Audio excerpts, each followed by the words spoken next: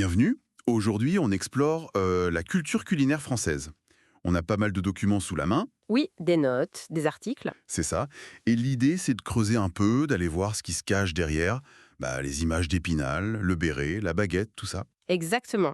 Voir ce que disent vraiment ces sources. On va essayer de dégager les grands axes. Les piliers, oui. Voilà. Ce qui revient souvent, c'est les valeurs, la diversité des régions, la place du repas. Et puis, comment ça évolue aujourd'hui, en fait. Parfait. Alors, commençons par le cœur, les valeurs.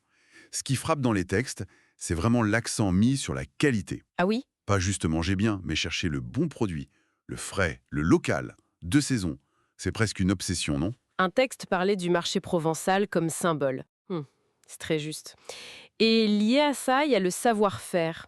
Les documents insistent là-dessus. Ce n'est pas juste la recette. C'est plus profond. Bah oui, c'est la transmission, l'histoire du plat, les techniques. C'est vu comme un vrai héritage culturel. Tout à fait. Et le troisième point qui revient sans cesse, c'est le partage, la convivialité. Essentiel. Plusieurs textes décrivent ces longs repas, le plaisir d'être ensemble. C'est aussi important que l'assiette, on dirait. C'est social, quoi. Et c'est un point vraiment clé dans l'analyse qui est faite. Le repas comme moment qui structure la vie sociale en France. D'accord. Si on y passe du temps, ce n'est pas pour rien. C'est là que les liens se créent, que la culture se vit. Ces trois aspects, qualité, savoir-faire, partage, forment vraiment, d'après ces sources, le socle. Oui, le socle identitaire. Et ce lien au produit, ça nous amène tout droit à la diversité régionale. C'est un autre gros thème des documents. Ah oui, la mosaïque. Carrément une mosaïque fine.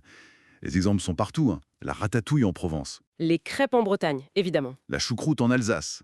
Chaque coin a vraiment sa signature, liée à son histoire, son climat, Et c'est là qu'intervient le concept de terroir, qui est bien expliqué dans plusieurs textes. justement. C'est pas juste la terre, c'est tout un ensemble. Le climat, le sol, mais aussi les savoir-faire locaux, l'histoire. C'est ça qui donne le caractère unique. Les sources montrent bien comment la géographie, au sens large, façonne l'assiette. Et au-delà des plats eux-mêmes, il y a tout le rituel autour du repas. Les notes décrivent souvent la séquence type. Apéro, entrée, plat, fromage, dessert. La structure classique. Mais ce qui est fou, c'est le temps. Prendre 1 heure, parfois 2 pour déjeuner. Ça semble presque un luxe. C'est vrai. Mais les textes soulignent l'importance de prendre ce temps pour savourer, pour échanger. Le bon appétit, ce n'est pas juste une formule, c'est C'est le début d'un moment important. exactement un moment privilégié. Et ce rythme, cette structure, ça donne une dimension presque cérémonielle. Oui, ce n'est pas vu comme du temps perdu dans les analyses qu'on a lues. Non, c'est un investissement. Voilà, un investissement dans le lien social, dans l'expérience.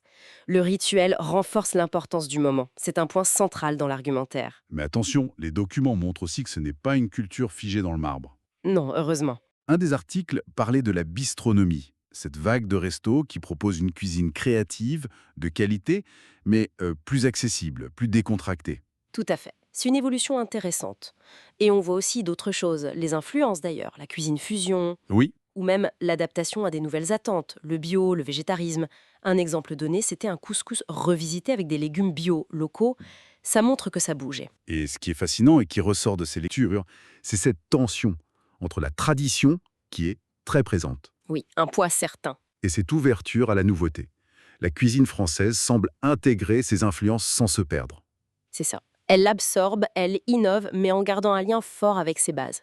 C'est un équilibre dynamique. Un équilibre à trouver. Comment préserver cet héritage tout en restant ouvert et pertinent? C'est une question qui traverse pas mal des textes, en fait. Bon, alors, si on essaie de synthétiser un peu ce qu'on a tiré de ces documents, on a donc ces valeurs fortes. Qualité, savoir-faire, partage. Mhm. Une diversité régionale incroyable, très liée au terroir. Oui. Un vrai art de vivre autour du repas, qui est structuré, convivial, où on prend le temps. Et enfin, une capacité à évoluer, à intégrer la nouveauté. C'est une bonne synthèse, je crois. Et peut-être que ça peut amener à réfléchir comment cette importance donnée au temps du repas, à la qualité, au partage telle qu'elle est décrite là. Oui, Comment ça pourrait peut-être nous inspirer à voir nos propres habitudes alimentaires un peu différemment?